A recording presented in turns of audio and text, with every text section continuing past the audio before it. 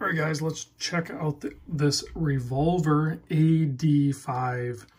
Now, Revolver is a brand. It's the name of it is called Revolver Inspired Watches.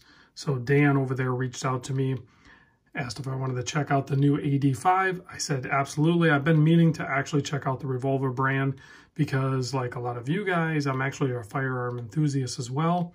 And I've owned and certainly enjoy wheel guns, revolvers. We call them wheel guns because there's a wheel on them. And the brand here basically takes most of its inspiration, or, big part of its inspiration are those revolvers.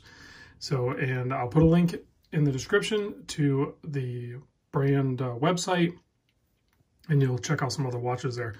But we'll talk about the AD5, and then there's a couple other things they're doing that I certainly want to get a hold of. So I'll reach out to Dan and try to get those in here as well.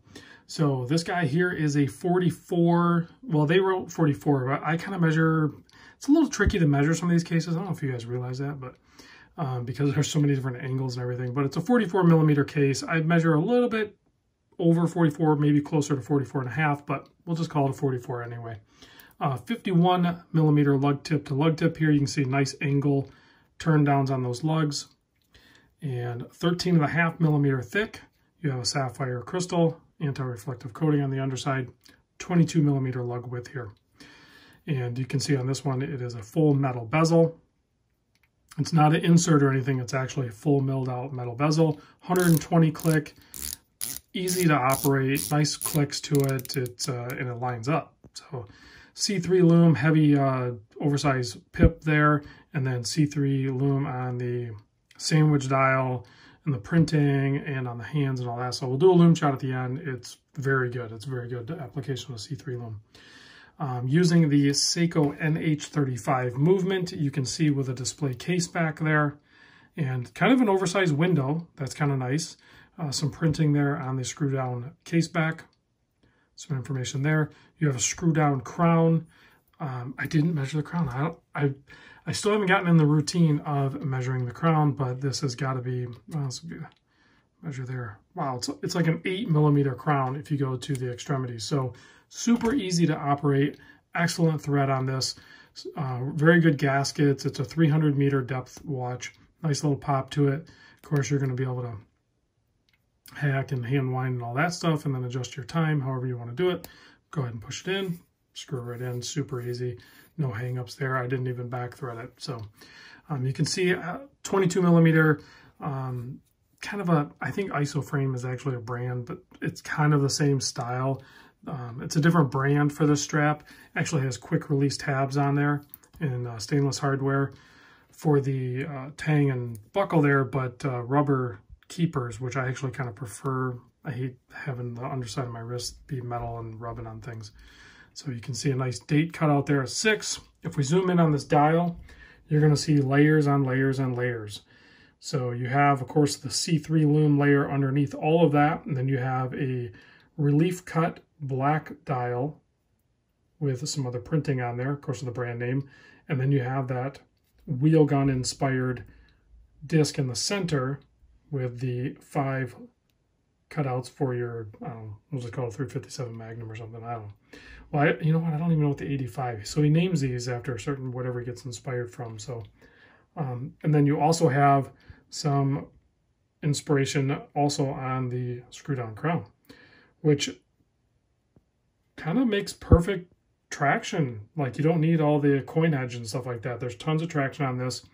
Granted, it's an oversized crown, so it's going to be a little bit easier to operate anyway, but nice brushing on this, sharp, transition to the polished bits, just an overall good looking case. And there's another one that I want to check out that I mentioned earlier that I was going to talk about. It's called the R88. So that one is only 40.5 millimeter, but they're limited production. There's only 88 made of those. So I'll reach out to Dan. Maybe I can get one of those on the show. The other thing that is really cool, I believe it's on Kickstarter. I don't even know if it's on Kickstarter right now, but he's got these rings, like an actual finger ring, that has some cool designs to it. And then the inner circumference of it is like C3 glow. It's like a glow in the dark material. So pretty cool looking. Definitely check it out. on their website if you get a chance. Oh, I don't know if I pointed that out. This one has the helium escape valve on there, automatic. So let's pop this guy on my 7.25 inch wrist. Take me a second here. Nice long strap on this, so if you have a larger wrist, it's still going to work for you. So you can see there on my 7.25 inch wrist, it wears fine, no hot spots, nice and comfortable. I could probably tighten it up a little bit, but you know, 22 millimeter lug width, so you're going to be able to put whatever strap. If you want to pair it up with some leather, you know, it works. It ships with this rubber. It looks good on there, but I could see this with some really nice leather straps, maybe something with a taper, or certainly NATOs. Yeah, NATOs all day long with this guy. So, I mean, NATOs aren't my thing, but I know a lot of guys like them. So we'll do a Loom Shot here, and we'll close this out. Did I say price? $3.99 on this guy. And also in the description, Dan was gracious enough to give the channel, you guys watching this, a discount code. So I'll put that in the description as well. It's very easy. It's RROB10 for 10% off. So, all right, let's check out this glowy glow. There you go.